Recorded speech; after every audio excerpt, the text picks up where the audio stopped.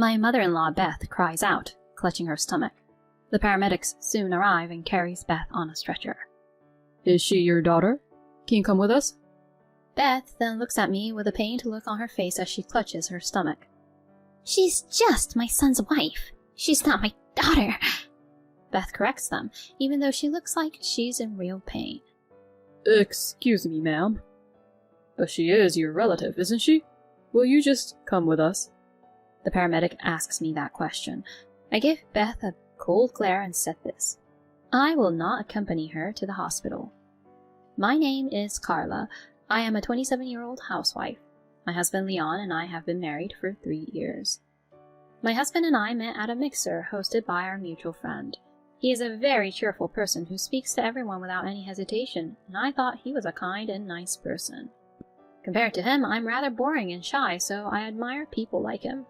I was sure that he wouldn't even consider me as someone he'd want to get close to seriously, but to my surprise, he began to approach me. Carla, are you interested in camping? Camping? I've only been to it once when I was a student. I see. I like camping a lot, so why don't some of us go camping together next time? I'd love to go camping with you. At first, we went camping with about 4 people, and then I started talking to him about various things, and we grew closer. He started actively asking me out to dinner and on dates, and we started to go out. Then about 2 years into our relationship, he proposed to me, and I was to marry him. I was very happy, and I was at the height of my happiness. We then went to greet his parents to inform them about our marriage. My impression of his in-laws was good. My father-in-law, Walter, was bright and kind, just like him. My mother-in-law, Beth, was more of a quiet type, and although she was smiling the whole time, she did not speak much. So I mistakenly thought that she was a similar type to me, and felt close to her. I realized that I was wrong when I visited my in-laws at a family party. As soon as Beth saw me, she looked at me coldly and said, "Hurry up and come to the kitchen and help me." And when I went to the kitchen, she said harshly, "You're such a slowpoke. Can't you just get on with it?" And she would say harsh things to me. At first, I thought she was acting that way because she was busy. However, Beth was very strict to me and made me clean every nook and cranny of the house.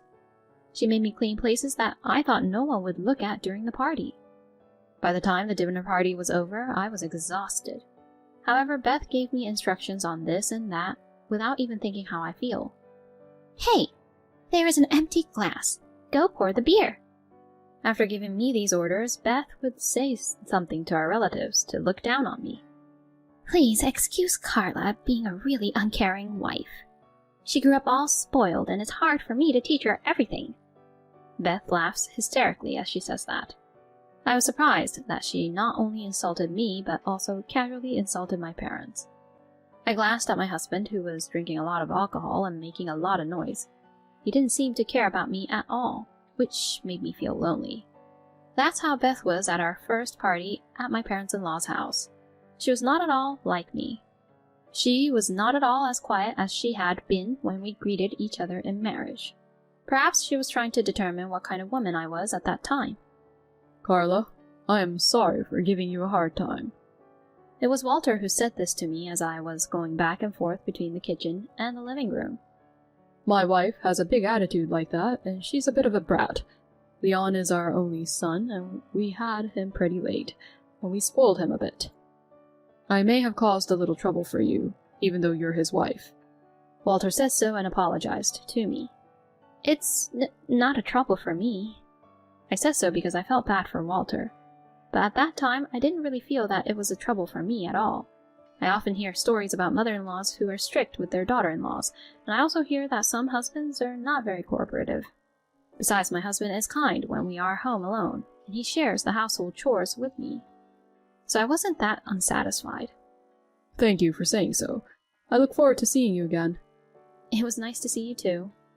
It was also significant that Walter was kind to me in that way. Beth might have a big attitude only at a party like this. I was surprised by this time, but I still thought that I shouldn't assume Beth or my husband to be who they were. After that, I went back to my normal life. My husband is the same as usual. He helps me with housework, and he is kind and cheerful. My husband was not the type to go back to his parents' house that often. He would return back to his parents at Thanksgiving's, Christmas, or New Year's. So for about a year after we got married, I hardly had anything to do with Beth. However, that situation changed when Walter was seriously injured in an accident and needed nursing care. We were asked by Beth to move in with her. Carla, my mom said that, and I'm worried about my dad too, so please, can we live with them? My husband begged me. I was surprised because my husband had never asked me that seriously. Walter's condition must not be good. I was also worried about Walter. That is why I agreed to move in with them. But I didn't think it would be the biggest mistake of my life. We moved into my parents-in-law's house and started living together. Then Beth said to us kindly, "Thank you for coming and taking care of us from now on," she said kindly. Just as I was thinking that Beth's attitude was normal, she said to me, "Well then, I want you to do some housework for me right away." Excuse me?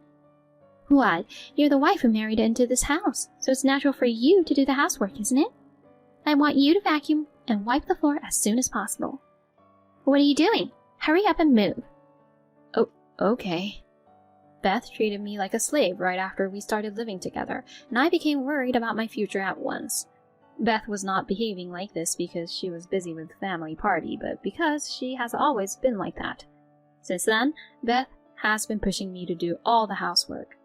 I work full-time, so I cannot do housework during the day, but Beth complained and forced me to do an unbelievable amount of housework after I came home from work. When I come home from work, I wash the dishes Beth has eaten for lunch, and then I cook dinner, and clean the bath, and prepare the bath for her, and also clean up the rooms, and the toilet as well. And in the morning, I have to make breakfast in the morning, and Beth even forces me to make my husband's lunch. Don't make Leon eat something that is bad for his health, like a pre-made meal. She would get angry at me, so I would have to get up early in the morning and cook every day, whipping my tired body into shape. As I continued such a life, my body reached its limits, and the quality of my housework and my work began to get worse. You slowpoke! You're so slow at anything you do. You really are useless. Beth would abuse me like that. I became more and more exhausted, both physically and mentally. But the saddest thing for me was that my husband did not say anything to me when he saw me in such a situation. On the contrary, since we started living together, my husband did nothing to help around the house. If my husband had helped me with the housework, like he had in the past, it would have made things a little easier for me. But well, if my husband tried to do the housework, Beth might stop him and not let him do it. Still, I wanted him to at least show me that he was willing to support me. I had no choice but to quit my job because it became too difficult for me to balance housework and work, and I didn't think my body could take it any longer. Beth had always grumbled to me about women working in an office, so I decided to quit. I didn't like the idea of being with Beth during the day, but I had no choice considering the burden on my own body. However, my burden did not decrease. In addition to the housework, Beth also forced me to take care of Walter. Then, please take care of the rest. With that, Beth went out of town for shopping and lunch. I couldn't leave Walter alone, so I did my best to take care of him while doing the housework. Carla, I am so sorry. I didn't think she was that insane and helpless. Walter didn't think that Beth would force me to take care of him, and he was quite shocked. I mean, they were a married couple. It would be natural for him to feel sad if he was treated like that by his own wife. I felt sorry for Walter, so I tried to talk to him a lot while I was caring for him. He told me many stories about his past, memories of Beth, and my husband's childhood. I enjoyed talking with Walter very much, and it was the most relaxing time for me because I was busy with housework. The rest of the time was really tough. Beth still picks on me and my husband is indifferent. Once I talked to my husband about Beth, he said, "I'm tired from work," and he never listened to me. He was not kind to me anymore, and like Beth, he complained and ordered me to do housework and other chores. I was considering divorce, but I had already quit my job and my parents live in a rural area, so I could not go home easily. Therefore, I could not take the decision to divorce. A year passed after I spent those difficult days. Walter was getting weaker and weaker, and he no longer had the strength to continue to live any longer. In contrast, Beth and my husband became more and more demanding, and I just had enough. Then one day Walter said to me, Carla, thank you for everything. You have worked hard enough. You should live your own life now. What does that mean? Leave Leon and leave this house. Huh? You are still young. You shouldn't waste your life in a place like this. But I don't have the strength to live on my own. Leave that to me. Huh? Take the key to this house and leave. This is... I bought the apartment for you, Carla. What? Thank you for taking care of me until now. I'm thanking you for that. Oh, no, I can't accept it. If this continues, Carla, you'll suffer even more. Please, let me thank you. I just want to make sure I don't have any regrets, so please, let me just thank you. Walter. I decided to accept Walter's token of gratitude, and I proceeded to carefully prepare for the move. I sent my belongings little by little so that Beth and my husband would not realize as much as possible. It took a long time, but I was almost ready to complete the move. That was when it happened. On Saturday morning, Beth suddenly started having a very painful stomachache. She had gone out for drinks with her friends the day before, and she had eaten a lot of raw oysters. That must be why she was having that stomachache. Beth cowered down with her stomach in her hands. Then my husband started getting ready to go out.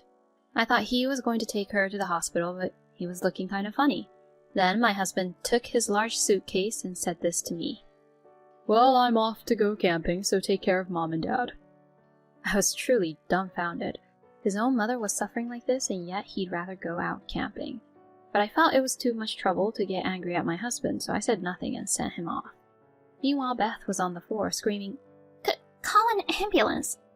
I had no choice but to call an ambulance for her. The paramedics soon arrived and carried Beth on a stretcher. Is she your daughter? Will you come with us?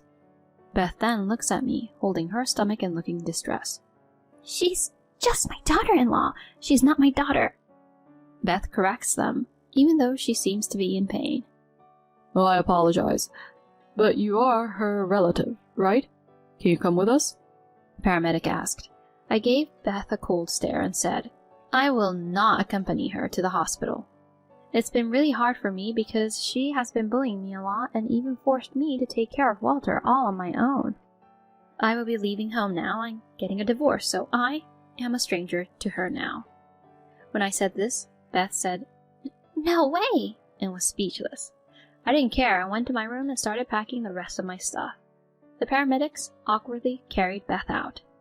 After I finished packing my things, I went to Walter's room. Walter, thank you so much for your help. That's my line. Thank you so much. Be happy. Walter waved at me with those final words. I waved back, left Walter's room, and left my parents-in-law's house. Since a few days ago, I had actually called for a care helper when Beth was not around, and the helper will be here today to take care of Walter, so I could move into my new apartment in peace. The apartment Walter bought for me is quite beautiful and spacious, which surprised me. This probably cost $300,000. By the time the move was completed, the process of changing the name to mine had been completed, so the condo was mine now. All that remained was to find a job and make a living on my own. A few hours later, my husband called me, all panicked. Hey, why did you accompany Mom to the hospital? Mom was so angry. Because there's no obligation for me to accompany her when I'm going to be a stranger, right? Huh? I'm divorcing you. I left the divorce papers on the table. Oh no. Why? Why? We're really done for if you don't understand that. You've been indifferent to Beth's constant abuse towards me, and to top it off, you've started to use me just like how Beth did. How can I possibly want to be with someone like that forever? But even if you get divorced, you have nowhere to go. Unfortunately, I have a house that Walter gave me. Huh? He gave me a condo. What? Well, since that's the way it's going to be, you'll have to communicate through my lawyer now. Oh, hey! I said that and hung up the phone. Apparently, my husband and Beth made a huge deal about it after that, but Walter just ignored them. Walter called the lawyer and divorced Beth in the end as well. He then kicked my husband and Beth out of the house, sold the family home, and placed himself in a nursing care home.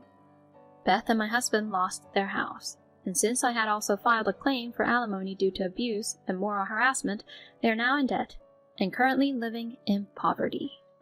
On the other hand, I was able to find a new job, and now I am living comfortably in the house Walter gave me. From now on, I will live a peaceful life while searching for what I want to do. Why would you want to pick on your own daughter-in-law? I really don't understand it. But still, I'm glad Carla went through with taking care of Walter.